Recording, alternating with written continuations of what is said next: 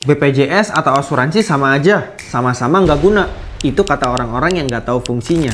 Baik lagi sama aku Vigo dari Ngerti Asuransi. Kata orang yang pakai BPJS lebih worth it. Tapi kata orang yang pakai asuransi lebih bagus. Jadi, mana sih yang benar? Ya baik BPJS ataupun asuransi punya plus minusnya masing-masing. Kelebihannya BPJS itu biayanya murah, terus semua orang bisa diterima. Tapi kelemahannya cukup banyak ya. Sistem rujukannya berjenjang.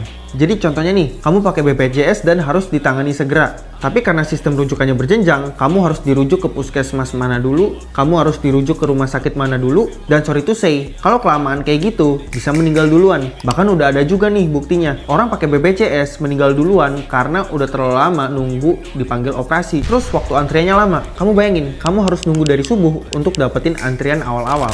Limit pengobatannya masih sangat kecil, fasilitas kamar dan fasilitas obatnya pun masih relatif kurang bagus. Dan tentunya nggak bisa dipakai di luar negeri.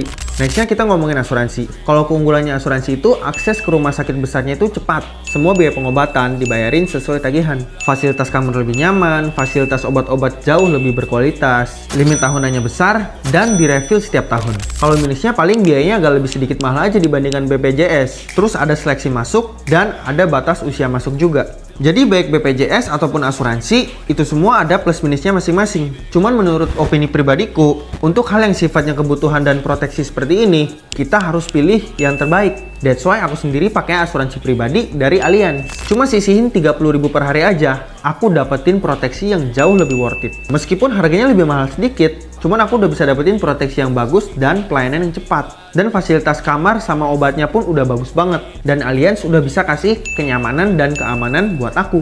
Tapi kalau kalian sendiri gimana?